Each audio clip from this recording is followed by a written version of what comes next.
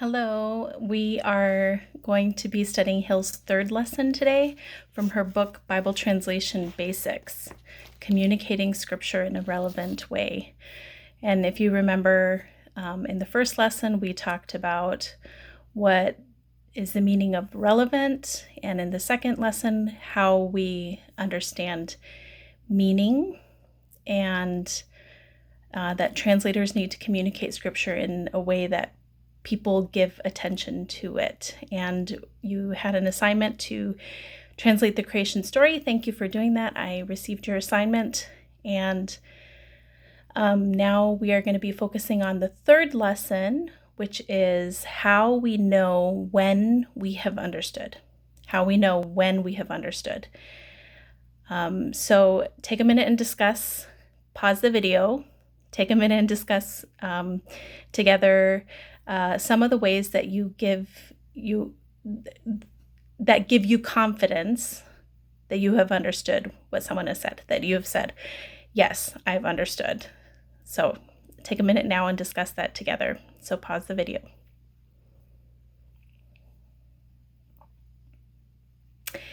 Now read as a group the story, Which Bus? So you can follow along. It's on page 21 of the book, and I'll read it to you now. So page 21, you can follow along. The story is called Which Bus?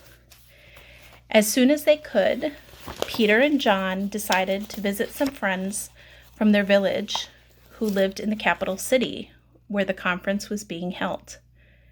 They had only been to the capital a couple of times before and were not too sure of how to get to their friend's house.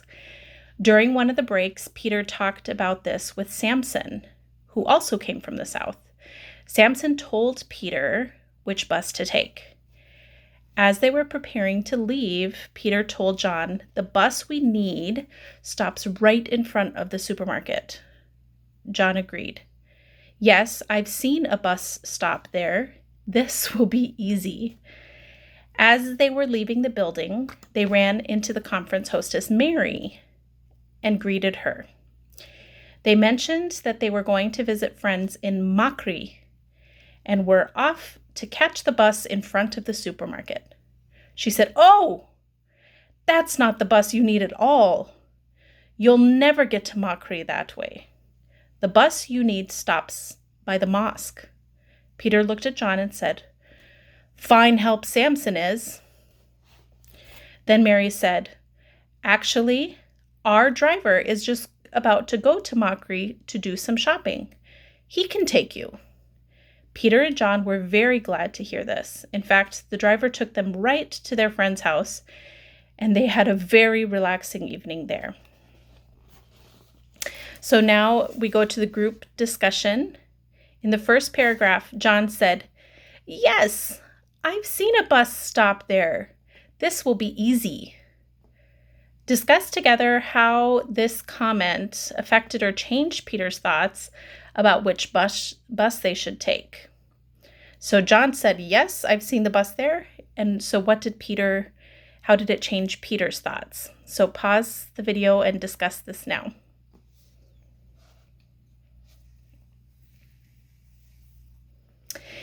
In the second paragraph, Mary said, "Oh, that's not the bus you need at all. You'll never get to Makri that way." Discuss how this comment changed Peter's thoughts about how to get to Makri. So pause the video now.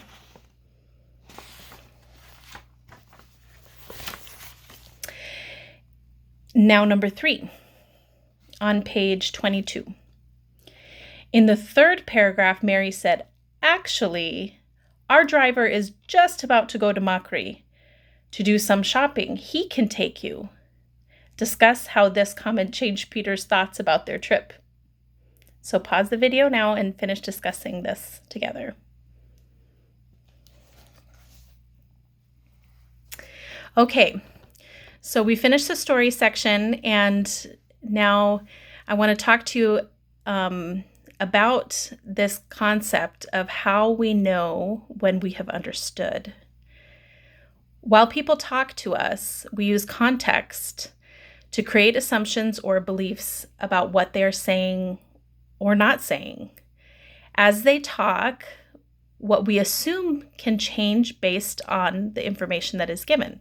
So they're talking, and what we assume that they're saying can change the more information that they give.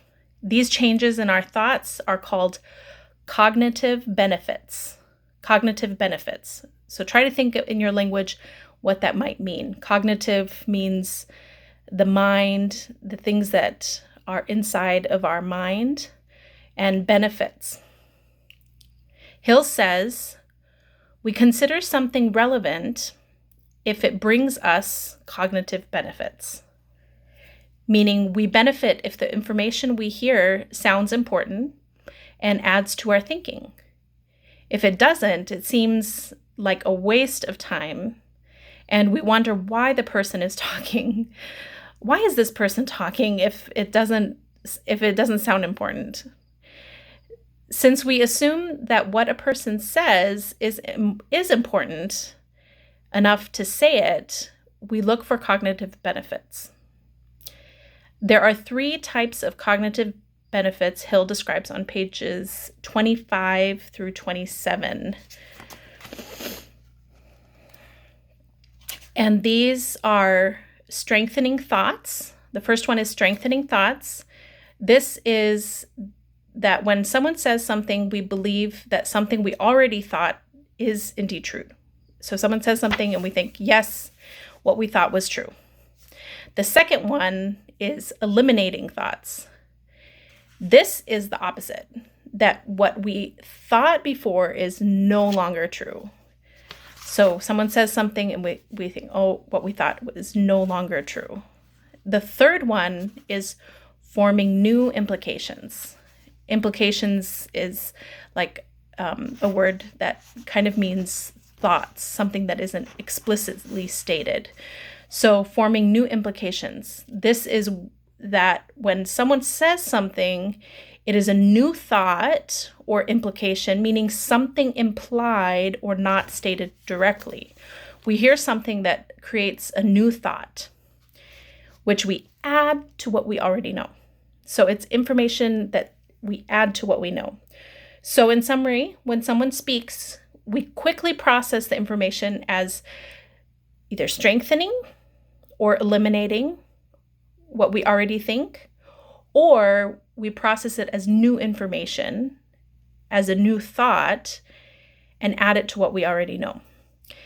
Now, I want you to hear this statement and then pause the video and translate it into Swahili and into your own language. So now translate the following statement and briefly discuss as a group what you understood from the lesson. So I'm going to put the statement in the comments after this video, and I want you to translate that in the comments so that we can see the discussion, so I can follow along in your discussion. So the statement is, audiences need to experience enough cognitive benefits from Scripture to satisfy their expectations. So the key is audiences need to experience enough cognitive benefits from Scripture to satisfy their expectations. So I want you to do that in the comments section and then come back to the video. All right, so now that we've translated that phrase and discussed what that means and understood the main point of this lesson, I want you to give examples to one another in the comments of the 3 types of cognitive benefits. So maybe say an example of a strengthening thought, an eliminating thought, and a new implication, forming new implications. So give examples of each of those in the comments below. And that's the end of the lesson. I look forward to following your discussion.